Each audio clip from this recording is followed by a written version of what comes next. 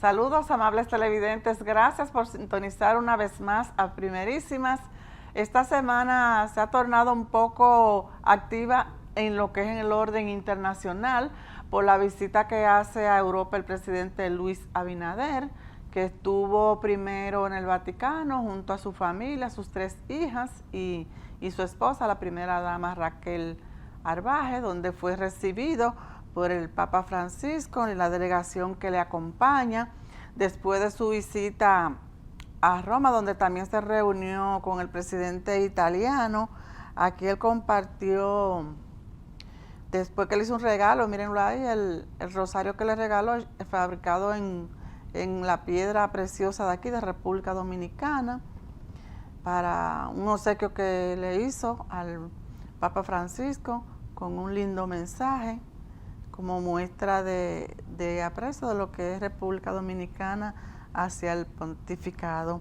Después que el presidente Luis Abinader fue recibido ahí en el Vaticano, se reunió con el presidente de Roma. Aquí él compartió, con el presidente italiano también compartió, el presidente italiano Sergio Mattarella en el Palacio de Quitina, donde conversaron sobre diversos temas de interés para ambas naciones. Se habló también del tema de quitar la visa para que los dominicanos puedan entrar a Italia. Después de esa visita, entonces el presidente salió a Lisboa, Portugal. Aquí se reunió con el presidente también y hablaron de diversos temas. Y el presidente de Portugal destacó el liderazgo del presidente Luis Abinader, a quien destacó como un gran líder de la región de Centroamérica y el Caribe. Y a propósito le invitó para participar en la conferencia sobre la paz en Ucrania, que se va a celebrar a mediados de junio en Suiza, en el encuentro que sostuvieron. Le vamos a dejar un video con lo que fue esa visita para venir con nuestra entrevista de este día.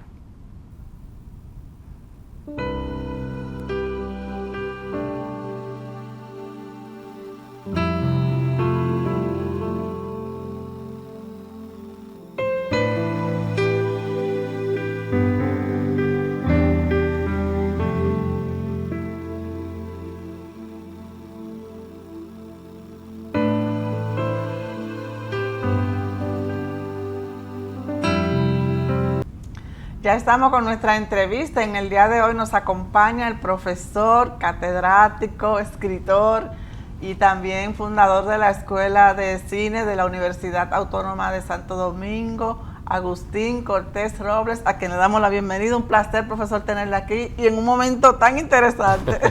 Bueno, pues gracias para mí, Yolanda, estar de nuevo contigo en tu espacio.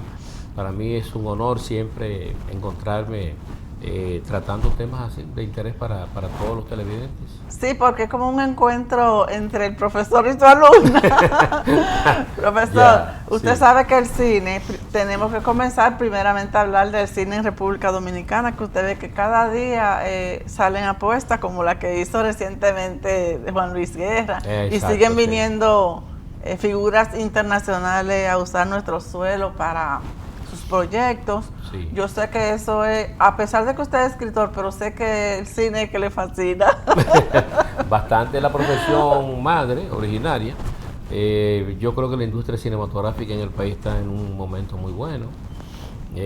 Sobre todo la parte de la coproducción, como bien tú señalas, de que el país se está tomando como centro de rodaje para muchas producciones. Entonces, esa parte de coproducción en donde los cineastas dominicanos, en donde el personal técnico dominicano, quizás no en funciones muy fundamentales, como director de fotografía, todo yo, productor ejecutivo, pero sí en espacios así como asistencia de producción, asistencia en otras áreas. Yo creo que es importante, alimentación, transporte, alojamiento, que son áreas que son vitales en una producción cinematográfica, pero que la gente en el país piensa que no, como que son subestimadas. Entonces yo creo que estamos ganando. Le da vida al sector. Exacto, sí. Entonces yo creo que estamos ganando porque eso trae experiencia al personal dominicano, sea auxiliar técnico, sea auxiliar entonces logístico. Y eso ha ayudado mucho a la cinematografía dominicana, la va a seguir ayudando porque representa también un gran superávit en términos económicos, y por eso tú ves que el mismo presidente de la República ha informado en 2 tomas de posesión de manera consecutivas que hemos obtenido 15.000 millones en una ocasión, en otra ocasión también obtuvimos 30.000 millones de pesos, que es mucho dinero para el sector cinematográfico, aportándolo al fisco del desarrollo dominicano. Eso es muy importante. Yo, cuando usted me mandó la invitación para este interesante libro que usted va a publicar, El discurso político para edificar la nación, que es desde el 1962 hasta el 2020, usted, me imagino que le tomó mucho tiempo y analizar esos discursos que son tan interesantes y que es un legado para las nuevas generaciones. Yo espero que sí. Que este discurso, la línea conductual de este libro que usted va a poner a circular la semana próxima, el hilo conductual de estos discursos, de esos líderes políticos del país, y que usted sabe que siempre los discursos tienen un punto central. Sí. Son fundamentales. Yo, por ejemplo, tomé ese lapsus de tiempo, 1962, vamos a decir 63, pero como hay un antecedente fundamental entre el 1961 y 62, que implica, ¿verdad?, el cambio la asunción del Consejo de Estado para dirigir la nación durante los días post-Trujillo. Entonces luego viene en el 63 la toma de posesión del profesor Juan Bosch el 27 de febrero. Y ese discurso es el que marca el inicio, yo diría que, del desarrollo democrático de la República Dominicana.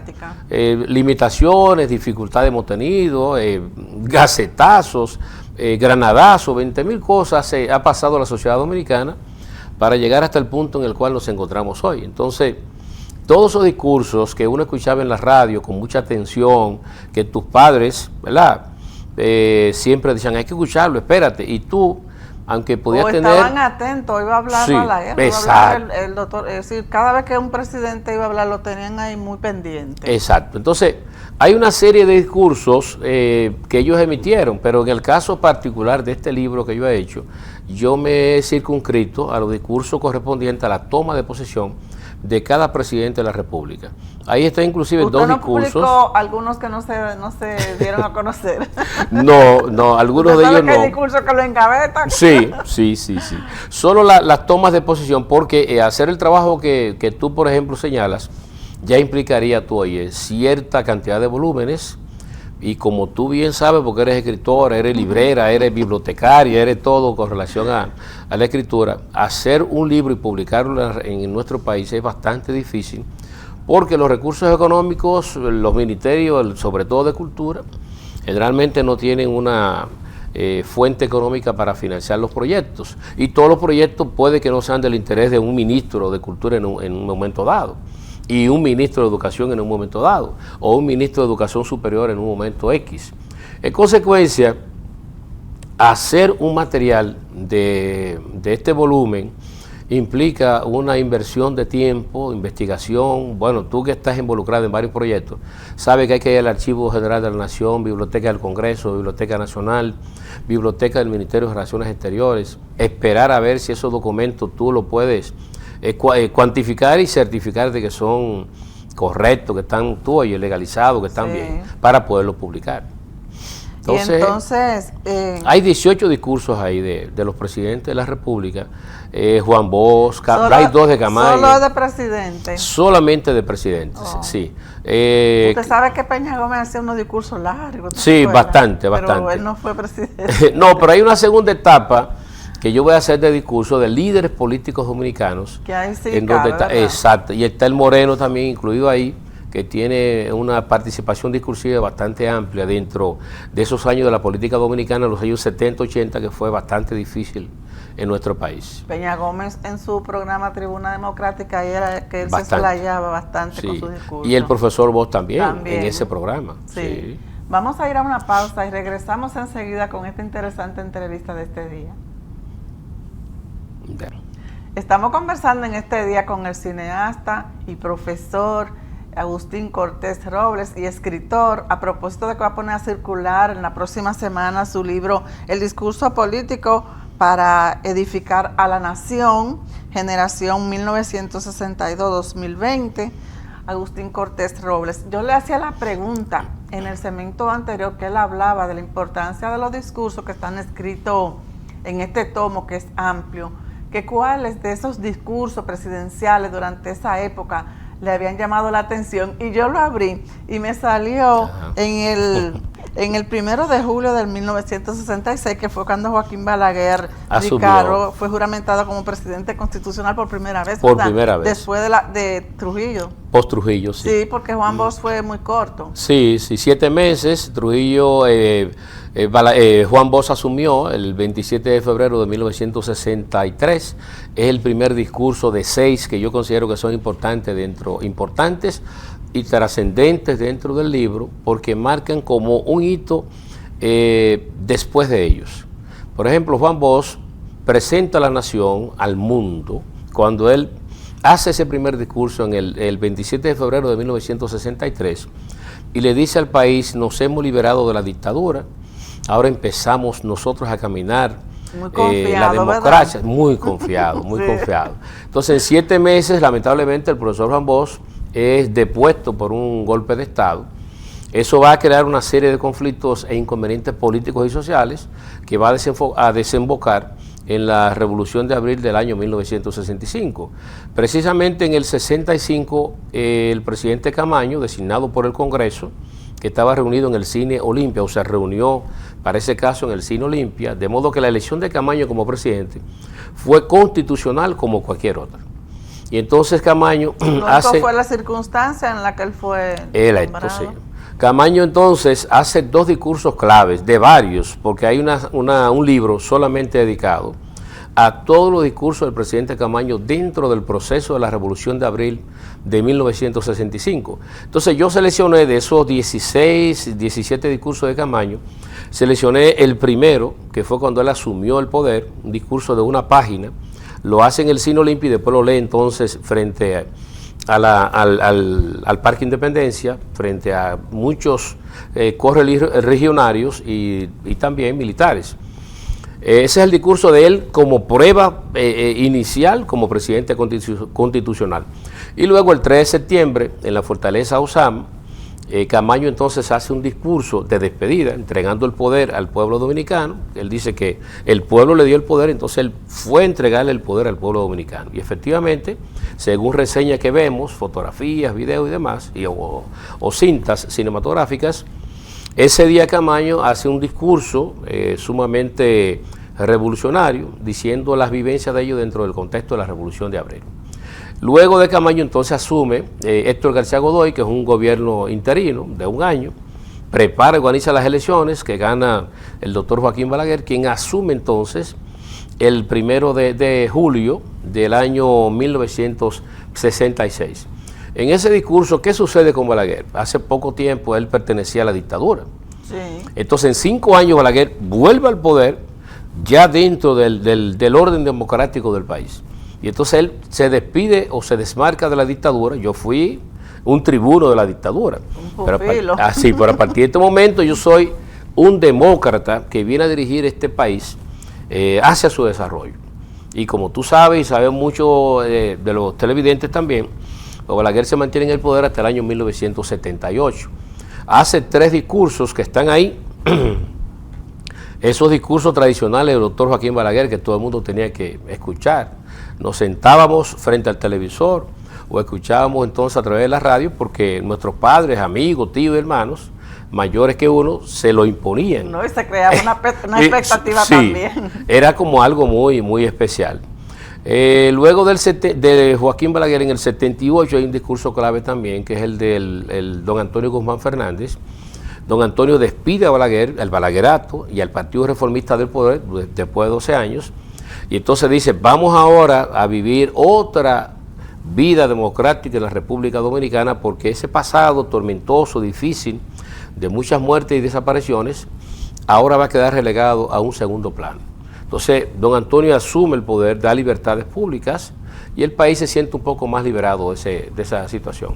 Y el de Jacobo, que usted sabe que fue un tiempo Sí, corto. el de Jacobo es un discurso, está incluido ahí, Ya nos quedan 2 es un discurso minutos. muy breve, de una cuartilla más bien, en donde él le dice, pero es importante ese discurso, porque Jacobo le dice al país, señores, ha fallecido el presidente de la República, es muy lamentable la situación, pero yo como presidente interino, o como vicepresidente que asumo la presidencia del país, le digo a ustedes que hay garantías constitucionales de darle continuidad a la dirección del Estado, y el presidente que ya fue electo, que fue en ese momento el doctor Salvador de Blanco, va a asumir sin ningún tipo de inconveniente la dirección del Estado dominicano.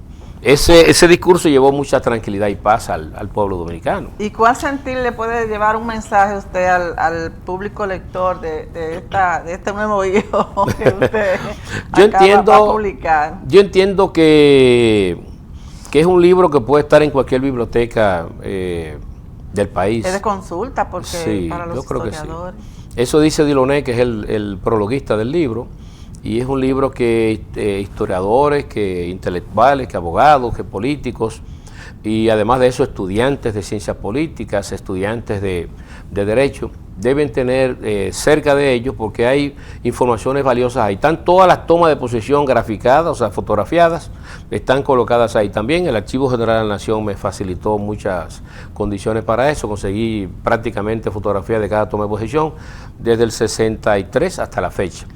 Y están los discursos también del presidente actual, pero no está comentado ese discurso porque no ha terminado esa primera gestión de 4 años. Sí. Hay que esperar. Sí, entonces hay que hacerle una invitación al público para que el próximo miércoles vayan a la Biblioteca Nacional a las 6:30. A la puesta en circulación y nada, mucha suerte. Gracias a ti y a los televidentes. Amables televidentes, conversamos con el cineasta y escritor Agustín Cortés Robles, profesor también universitario, ahora se ha dedicado más a la escritura, escritor.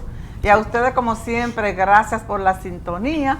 Recuerden que nos pueden seguir a través de la página del canal en tiempo real, desde donde quiera que estén, www.cinevisión, canal 19.do. Será entonces hasta la próxima, cuando nos volveremos a encontrar en otra entrega más de Primerísima. Si Dios lo permite, síganse cuidando y pásenla bien.